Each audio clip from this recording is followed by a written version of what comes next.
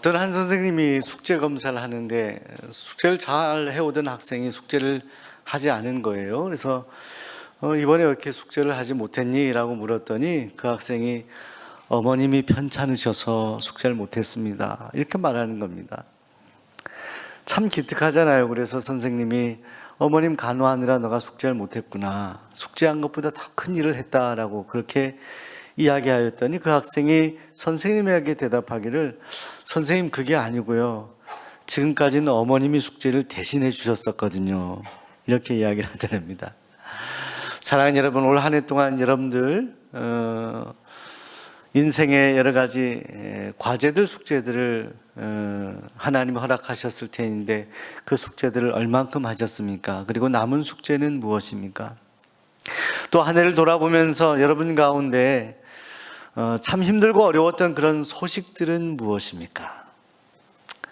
또 반대로 여러분을 참 기쁘게 했던 그런 소식은 무엇이 있습니까? 지금 코로나 때문에 힘들고 어려운 상황에서도 여러분의 마음을 흡족하게 하고 행복했던 그런 소식은 없습니까? 여러분의 자녀들이 어떤 좋은 소식을 가져다 주신 것 있습니까? 대학 합격하였다, 혹은 취업하였다, 군에서 제대하였다, 뭐 이런 소식을 들으신 일이 있습니까? 오랫동안 살던 집, 작은 집, 좀 넓은 집으로 이사하게 된 그런 기쁜 소식이 있습니까? 혹은 여러분의 건강이 참으로 힘들었는데 병원에서 더 이상 병원에 오지 않으셔도 됩니다라고 그렇게 좋은 소식을 들으신 그런 소식이 있습니까? 여러분의 삶의 자리에서 기쁜 소식은 무엇입니까? 그런데 우리가 기쁜 소식으로 느끼는 그런 소식이라 하더라도 다른 사람들에게는 그 소식이 큰 의미가 없이 무덤덤하거나 또 간혹 우리에겐 기쁜 소식인데 다른 사람들에게는 고통스러운 그런 소식이 되는 경우도 있습니다. 얼마 전에 영국 프리미어 리그에서 주전으로 뛰고 있는 이 토트넘의 손흥민 선수가 전 세계에서 1년 동안에 많은 골들이 있었는데 그 골들 가운데 최고의 골인 푸스카스 상을 받게 되었습니다. 저 선수를 생각하면서 드라마틱했던 그런 과거의 축구 경기를 생각하게 되었는데 저에게는 1997년 9월 28일에 있었던 도쿄 대첩이라고 하죠. 일본 도쿄에서 있었던 경기가 생각이 납니다. 그때 1대0으로 일본에게 지고 있었어요. 이러다 지는 거 아닌가라고 생각할 때 1대1 동점을 만들고 2대1로 역전하게 됩니다. 그때 이민성 선수가 골을 넣고 환호하는 그런 장면을 보게 되었습니다. 그런데 저 사진 속에서 환호하는 우리들의 선수 옆에 고개를 떨구고 낙심하는 일본 선수, 일본 관중들의 모습을 보게 되었습니다. 우리에게는 기쁜 소식이었는데 그 소식이 일본의 선수들과 일본 관중들에게는 슬픔의 소식이 되었다는 것이죠. 때때로 우리의 인생사 속에서 우리에게는 기쁜 소식인데 상대방에게는 전혀 그 소식이 무덤덤하거나 오히려 슬픈 소식이 되기도 합니다. 또 간혹 가다가 우리에게 들려진 소식이 기쁘거나 슬프거나 그 소식이 우리에게 잘못 들려지는 오보인 경우도 있습니다. 오래전에 개봉하였던 1950년대 개봉하였던 워털루 브릿지라는 번역되어 애수라는 그런 영화가 상영된 적이 있습니다. 저는 어릴 때 이 영화를 보았는데 아직도 기억을 하고 있습니다. 로버트 테일러, 비비안 리라는 그런 주연들이 나오는 영화였습니다. 세계 제1차 대전을 배경으로 한 영화인데 저 대전에 워털루 다리가 나오는데 갑자기 공습이 떨어지게 되어서 로이라고 하는 대위로 나오는 이 로버트 테일러가 그 공습이 떨어진 그 워털루 다리에서 무언가 지갑 같은 것을 떨어뜨려서 당황하며 헤매고 있는 마이러라고 하는 이 비비안리로 출연하는 여인을 만나게 됩니다. 그렇게 대화하다가 둘이 사랑에 빠지게 됩니다. 그리고 남자가 여인에게 청혼하게 되어 이제 결혼을 준비해야 될 즈음에 갑자기 이 대위였던 로이를 이제 국가에서 부르는 거예요. 전쟁에 참여하게 됩니다. 참전하게 되어서 결혼식을 치르지 못하고 헤어지게 됩니다. 이 여인은 날마다 이 로이라고 하는 대위를 기다리는 거예요. 안전을 위해서 기도하는 거죠. 그러던 어느 날 우연찮게 전사자 소식을 접하게 되는데 거기에 로이라고 하는 이름을 확인하게 됩니다. 이 여인이 절망에 빠지게 됩니다. 힘들었지만 기다리면서 사랑하는 그 로이, 그 대위, 애인을 만나고자 기다렸던 모든 시간들이 물거품처럼 사라지는 그 순간 그 여인은 절망하여서, 낙심하여서 삶을 거의 포기하다시피 하면서 거리의 여인이 되고 말아요. 그러던 어느 날 워털루 그 역전에서 사람들이 나오는, 군인들이 많이 나오는 그 현장에 그 여인이 있었는데 갑자기 보는데, 영화 속에서 저는 아직도 그 대목을 어렸을 때 봤는데 아직도 제 마음에 기억하는 거예요. 거기서 로이가, 죽었다라고 전사자라고 그렇게 통보됐던 로이가 등장하게 돼요. 죽지 않았던 거예요. 그 모습을 보았던 비비안 리, 이 마이러의 눈빛을 저는 아직도 잊지를 못하겠어요. 깜짝 놀라게. 가서 사랑하는 애인을 끌어안고 반가워해야 되는 이 여인이 마음의 양심 때문에 길거리 여인이 되어서 많은 남자들을 상대했던 이 여인이 더 이상 가정을 만들 수 없다라는 양심의 가책 때문에 그는 스스로 괴로워하다가 마지막 워털루 브릿지 그 다리에서 생을 스스로 마감하고 맙니다. 비극적인 그런 영화예요. 그런데 여러분, 이것은 영화인데 우리의 인생사, 우리의 역사 가운데 많은 이런 잘못된 오보로 인한 비참한 그런 인생의 일들이 있을 것입니다. 사랑하는 여러분, 우리가 살아가는 이 역사 속에서 우리가 경험하는 그런 소식들 가운데에는 우리에게는 기쁜 소식이 되지만 다른 사람들에게는 슬픈 소식이거나 무덤덤한 소식들이 있어요. 때로는 우리에게 전해지는 소식들 가운데 잘못 전해지는 그런 소식들도 있습니다. 자, 그런데 성경은 그런 우리들에게 모든 인생들이 함께 기뻐하고 행복할 수 있는 소식이 있다라고 말씀합니다. 2000년 전에 예수님이 이 땅에 오신 일, 예수님이 말구에 탄생하신 이 일이 온 인류에게 전해지는 위대한 변치 않는 기쁨의 소식이라고 말씀하고 있습니다. 2000년 전에 오늘 성경 말씀을 보시게 되면 그 주님의 놀라우신 탄생이 밤새 양들을 지키는 목자들에게 전해지게 됩니다. 주의 사자가 밤새 피곤하여 지쳐있는 목자들에게 나타나게 되고 주님의 영광이 저들에게 임하게 되었다라고 성경이 말씀합니다. 그때 이 목자들이 깜짝 놀랍니다. 그리고 두려워하게 됩니다. 이때 천사가 나타나서 그 목자들에게 소식을 전합니다. 무서워하지 말라. 두려워하지 말라. 보라, 내가 온 백성에게 미칠 큰 기쁨의 좋은 소식을 너희에게 전하노라. 예수님의 탄생을 전하는 거예요. 그 소식을 들었던 목자들이 얼마나 흥분했을까요? 얼마나 기뻤을까요? 온 인류에게 미칠 가장 큰 기쁨의 좋은 소식. 자, 여러분, 그 소식이 오늘 이 땅에 우리들에게도 임했다라고 성경이 말씀하고 있습니다. 그런데 역설적으로도 이 기쁨의 좋은 소식이 오게 되었던 배경은 참으로 슬프고 낙심할 만한 소식 때문에 오게 되었습니다.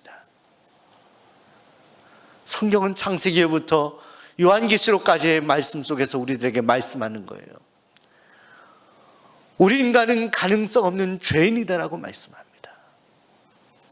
아직도 우리 스스로가 의인이라고 생각하는 사람들에게 성경은 말씀하는 거예요. 나의 도덕적인 의와 나의 선함을 자랑하는 인생들에게 성경을 말씀하는 거예요. 의인은 없나니 하나도 없다라고 말씀하는 거예요. 모든 인간이 죄인이다라고 말씀하는 거예요. 다 죄인이다. 오늘 저와 여러분의 심령을 봅니다. 십자가 앞에서, 하나님 앞에서 오늘 우리 스스로가 의인이라고 말할 수 있는 사람이 누가 있습니까? 성경은 죄인이다. 이 절망의 소식, 죄인이어서 심판받을 수밖에 없고 죄인인 채로 죽을 수밖에 없는 존재들, 이 비극적인 소식, 이 소식 때문에 하나님께서는 오늘 우리를 위해 예수 그리스도를 보내주셨다. 이 비극적인 인간의 죄악 때문에 하나님께서 결단하셔서 이 땅에 2000년 전에 베들레헴 말구에 예수 그리스도를 탄생하게 하셨다. 이 기쁨의 소식은 우리 인생의 죄 때문에 오게 되었다는 거예요.